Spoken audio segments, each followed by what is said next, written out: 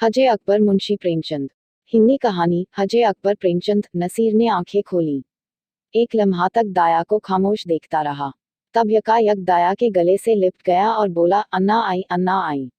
मुंशी साबिर हुसैन की आमदनी कम थी और खर्च ज्यादा। अपने बच्चे के लिए दाया रखना गवारा नहीं कर सकते थे, लेकिन एक तो बच्चे की सेहत की फिक्र और दूसरे अपने बराबर वालों से हेटे बनकर रहने की जिल्लत इस खर्च को बर्दाश्त करने पर मजबूर करती थी। बच्चा दाया को बहुत चाहता था, हर दम उसके गले का हार बना रहता। इस वजह से दाया और भी जरूरी मालूम होती थी, मगर शायद सबसे बड़ा सबब यह था कि वो मुरव्वत के बाइस दाया को जवाब देने की जुर्रत न कर सकते थे। बुढ़िया उनके यहाँ 3 साल से नौकर थी।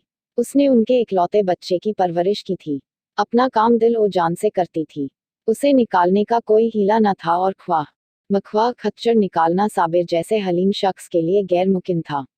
मगर शाकिरा इस मले में अपने शौहर से मुतफिक न थी। उसे शक था कि दाया हमको लूटे लेती है। जब दाया बाजार से लौटती तो वह दहलीज में छुपी रहती कि देखूं आटा छुपा कर तो नहीं रख देती, लकड़ी तो नहीं छुपा देती। उसकी लाई हुई चीज को घंटों देखती, पछताती, बार बार पूछती, इतना ही क्यों? क्या भाव है? क्या इतना महंगा हो गया?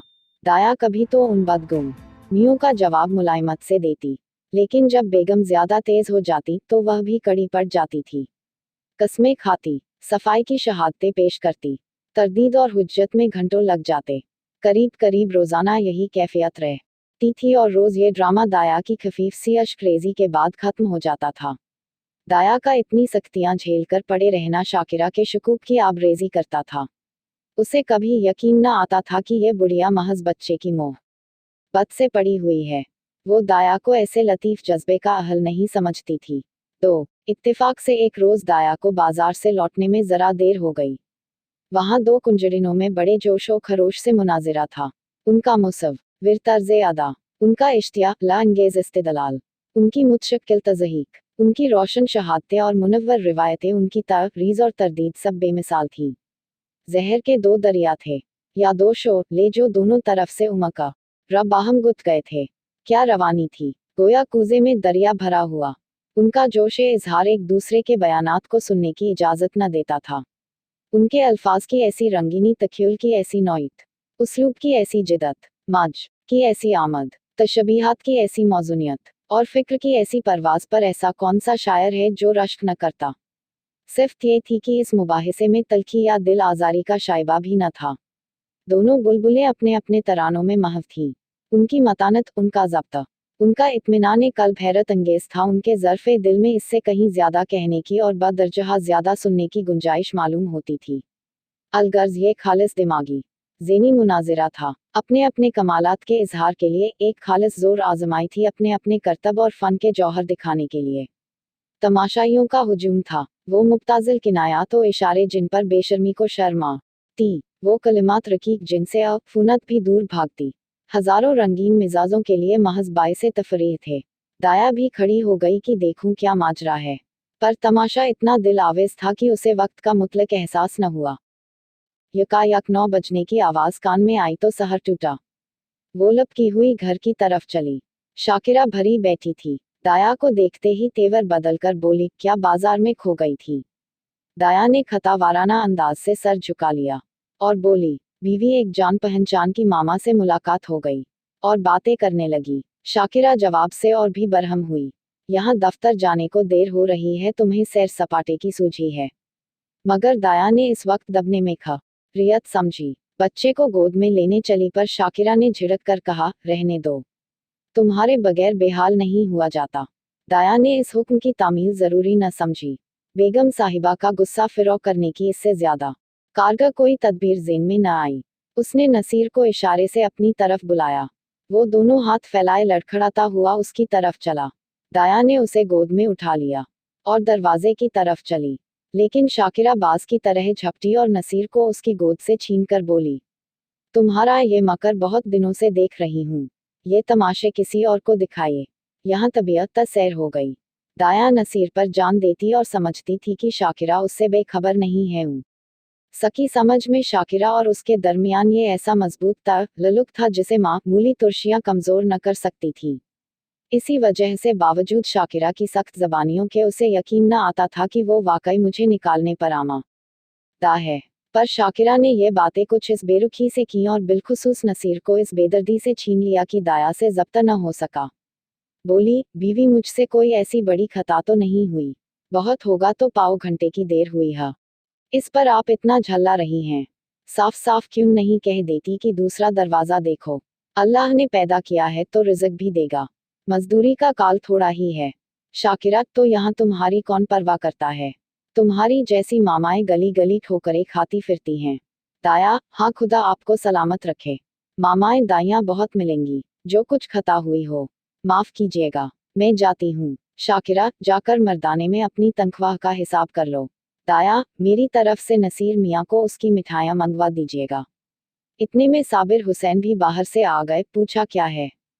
दाया, कुछ नहीं, बीवी ने जवाब दे दिया है, घर जाती हूँ। साबिर हुसैन न खांगी तरद्दुदात से यूं बचते थे जैसे कोई बरहना पा कांटों से बचे। उन्हें सारे दिन एक ही जगह खड़े रहना मंजूर था, पर कांटों में पैर रखने की जुर्रत न थी। ची बजबी होकर बोले, बात क्या हुई? शाकिरा का, अच्छा नहीं, अपनी तबीयत नहीं जी चाहता नहीं रखते, किसी के हाथों बिक तो नहीं गए?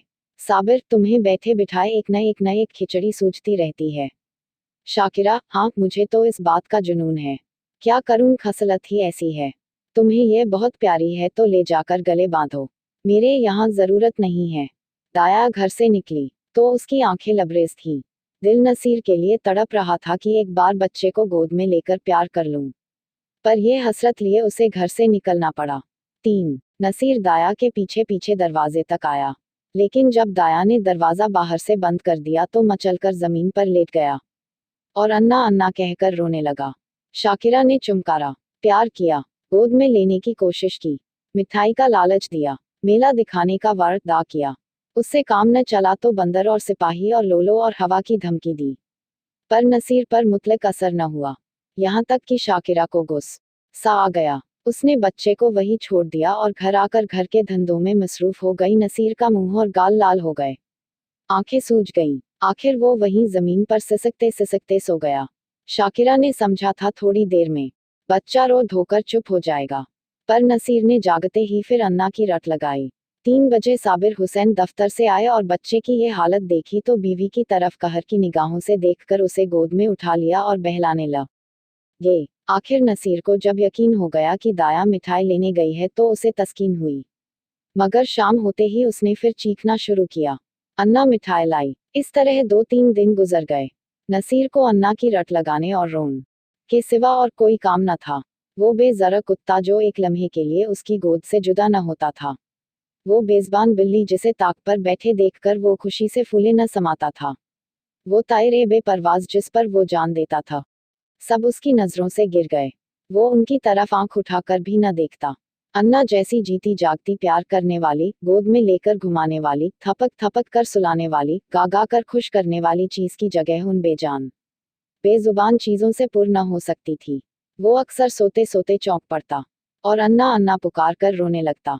कभी दरवाजे पर जाता और अन्ना अन्ना पुकार कर हाथों से इशारा करता, गोया उसे बुला रहा है। अन्ना की खाली कोठरी में जाकर घंटों बैठा रहता। उसे उम्मीद होती थी कि अन्ना यहाँ आती होगी। उस कोठरी का दरवाजा बंद पाता तो जाकर किवाड़ खटखटाता कि शायद अन्ना अंदर छुपी बैठी हो। सदर दरवाजा खुलते सुनता तो अन्ना अन्ना कहकर दौड़ता, समझता कि अन्ना आ गई। उसका गदराया हुआ बदन घुल गया, गुलाब के से रुखसार सूख गए। माँ और बाप दोनों उसकी मोहिनी हंसी के लिए तरस तरस कर रह जाते। अगर बहुत गुदगुदाने और छेड़ने से हंसता भी तो ऐसा मालूम होता दिल से नहीं, महज दिल रखने के लिए हंस रहा है। उसे अब दूध से रगबत थी, न मिश्री से, न मेवे से, न मीठे बिस्कुट से, न ताज़ी इमरतियों से। उनमें मज़ा था जब अन्ना अपने हाथों से खिलाती थी, अब उनमें मज़ा न था। 2 साल का होनहार लहलहाता हुआ शादाब पौधा मुरझाकर रह गया।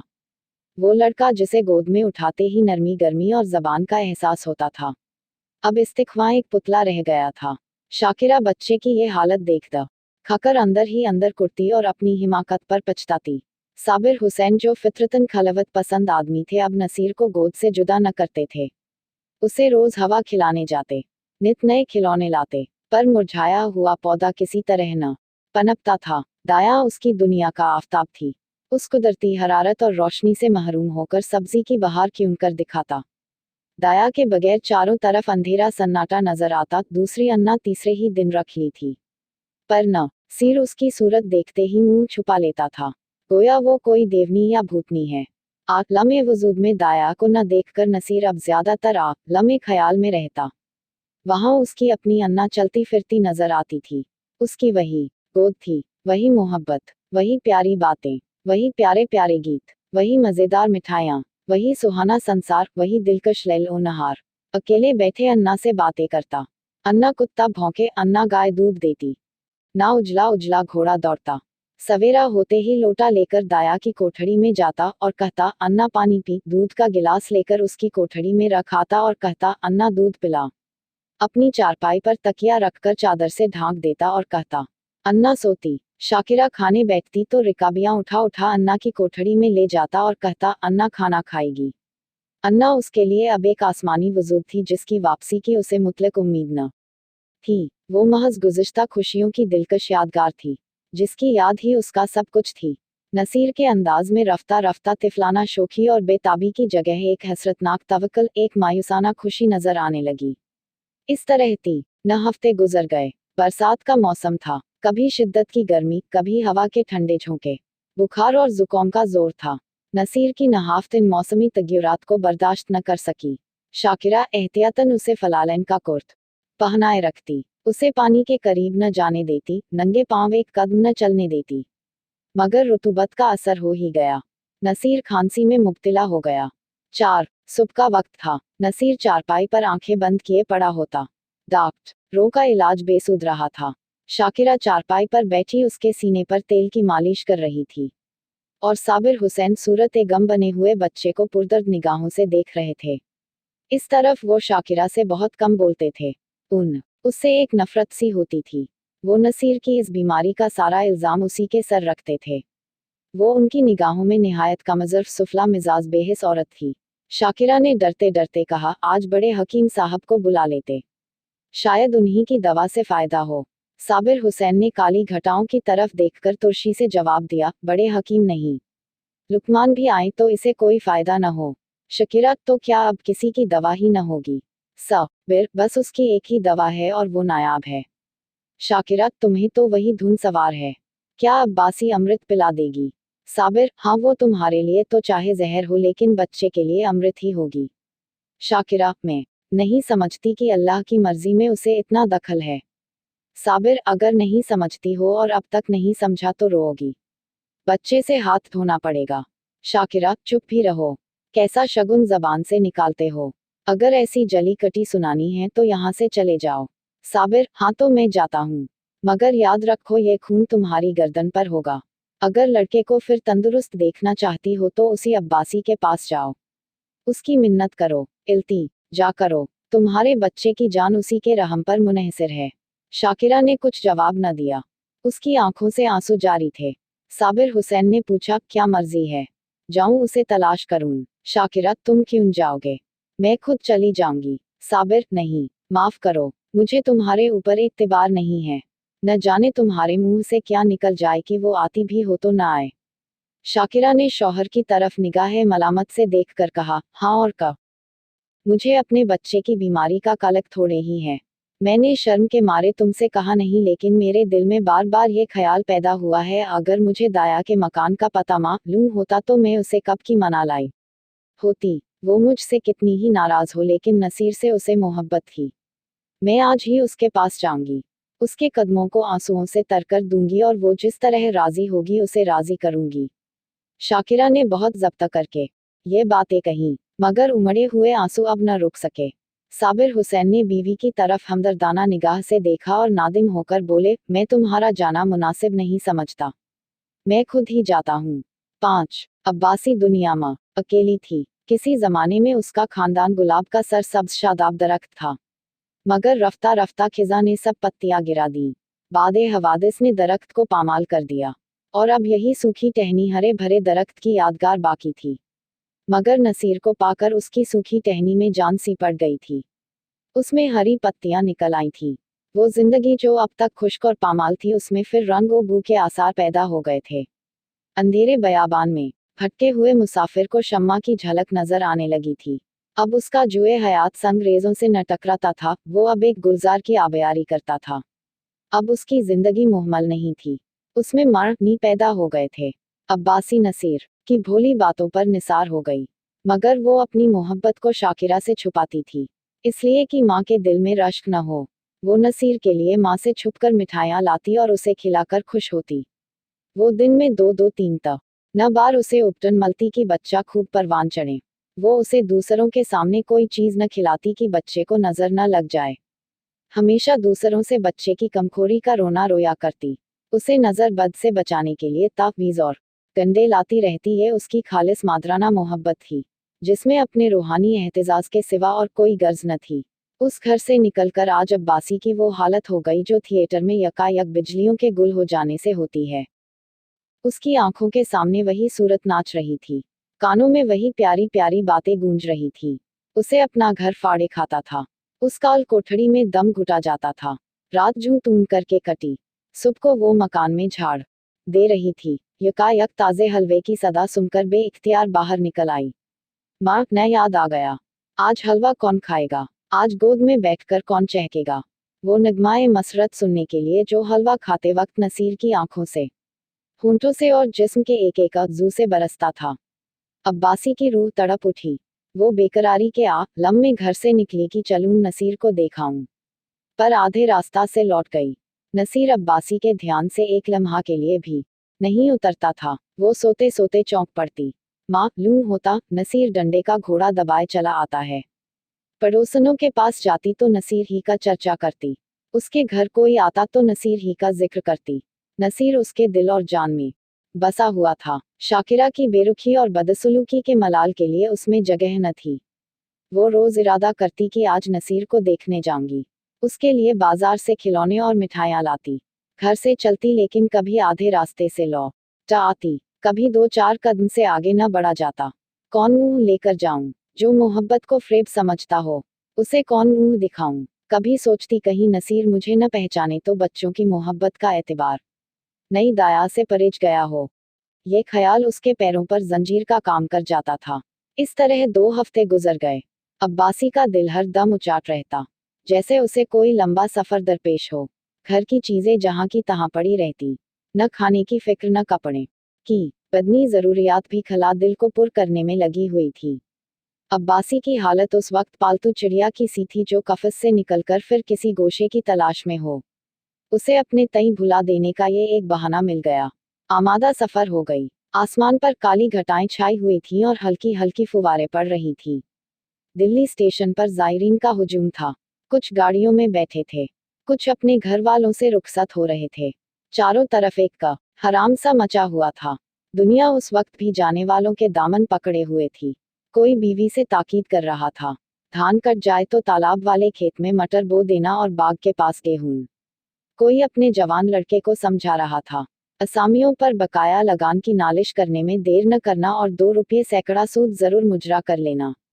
एक बूढ़े ताजिर साहब अपने मुनीम से कह रहे थे, माल आने में देर हो तो खुद चले जाएगा, और चलतू माल लीजिएगा वर ना रुपया फंस जाएगा। मगर खाल खाल ऐसी सूरतें भी नजर आती थीं जिन पर मजहबी इरादात का जलवा था। वो या तो खामोशी से आसमान की तरफ ताकती थी या महवे तस्बीह ख्वानी थी। अब्बासी भी एक गाड़ी में बैठी सोच रही था, इन भले आदमियों को अब भी दुनिया की फिक्र नहीं छोड़ती। वही खरीदो फरोख्त लेन देन के चर्चे। नसीर इस वक्त यहाँ होता तो बहुत रोता, मेरी गोद से किसी तरह न उतरता। लौटकर जरूर उसे देखने जाऊंगी। या अल्लाह का सी तरह गाड़ी चले, गर्मी के मारे कलेजा भुना जाता है। इतनी घटा उमड़ी हुई है, बरसने का नाम ही नहीं लेती। मालूम नहीं ये रेल वाले क्यों देर कर रहे हैं। झूठ मूठ इधर उधर दौड़ते फिरते हैं, ये नहीं कि चटपट गाड़ खोल दें, मुसाफिरों की जान में जान आए। यकायक उसने साबिर हुसैन को बाइसिकल लिए प्लेटफॉर्म पर आते देखा। उनका चेहरा उतरा हुआ था और कपड़े तर थे। वो गाड़ियों में झांकने लगे। अब्बासी महज ये दिखाने के लिए कि मैं भी हज करने जा रही हूँ, गाड़ी से बाहर निकल आई। साबिर हुसैन उसे देखते ही लपक कर करीब आए और बोले, क्यों अब्बासी तुम भी हज को चली। अब्बासी ने फखरिया इंकिसार से कहा, हाँ। यहाँ क्या करूँ, जिंदगी का कोई ठिकाना नहीं, मालूम नहीं कब आंखें बंद हो जाएं। खुदा के यहाँ मुंह दिखाने के लिए भी तो कोई सामान चाहिए। नसीर मियाँ तो अच्छी तरह हैं। साबिर अब तो तुम जा रही हो। नसीर का हाल पूछकर क्या करोगी? उसके लिए दुआ करती रहना। अब्बासी का सीना उखड़कने लगा। घबरा कर बोली, क्या दुश्मनों की तबीयत अच्छी नहीं है? साबिर, उसकी तबीयत तो उसी दिन से खराब है जिस दिन तुम वहां से निकली। कोई 2 हफ्ता तक तो शब वो रोज अन्ना अन्ना की रट लगाता रहा, और अब 1 हफ्ता से खांसी और बुखार में मुब्तला है। सारी दवाएं करके हार गया, कोई नफा ही नहीं होता। मैंने इरादा किया था चल कर तुम्हारी मिन्नत समाजत करके ले चलूं, क्या जाने तुम्हें देखकर उसकी तबीयत तक कुछ संभल जाए। लेकिन तुम्हारे घर पर आया तो मालूम हुआ कि तुम हज करने जा रही हो। अब किस मुंह से चलने को कहूँ? तुम्हारे साथ सुलूक ही कौन सा अच्छा किया था कि इतनी जरारत कर सकूं, और फिर कारे सवाब में रखना डालने का भी ख्याल है। जाओ, उसका खुदा हाफिज है। हयात बाकी है तो सेहत हो ही जाएगी, वरना मशयत अजदी से क्या चारा। अब्बासी की आंखों में अंधेरा छा गया। सामने चीजें तैरती हुई मालूम हुई। दिल पर एक अजीब वहशत का गिलबा हुआ। दिल से दुआ निकली, अल्लाह मेरी जान के सदके मेरे नसीर का बाल बीका न हो। रिक्कत से गला भर आया। मैं कैसी संग दिल हूँ। प्यारा बच्चा रो रो कर हलकान हो गया और उसे देखने तक न गई। शाकिरा बदमिजाज सही, बदजबान सही, नसीर ने मेरा क्या बिगाड़ा था? मैंने माँ का बदला नसीर से लिया। या खुदा मेरा गुनाह बख्शियो, प्यारा नसीर मेरे लिए हुड़क रहा है। इस ख्याल से अब्बासी का कलेजा महसूस उठा और आंखों से आंसू बह निकले। मुझे क्या मालूम था कि उसे मुझसे इतनी मोहब्बत है, वरना शाकिरा की जूतियां खाती और घर से कदम न निकालती। आह, न मालूम बेचारे की क्या हालत है। अंदाजे वहशत में बोली, दूध तो पीते हैं ना? साबिर, तुम दूध पीने को कहती हो? उसने 2 दिन से आंख तो खोली नहीं। अब्बासी, या मेरे अल्लाह, अरे ओ कुली कुली बेटा, आके मेरा असबाब गाड़ी से उतार दे। अब मुझे हज वज की नहीं सूझती। हाँ बेटा, जल्दी कर। मियाँ देखिए कोई यक्का हो तो ठीक कर लीजिए।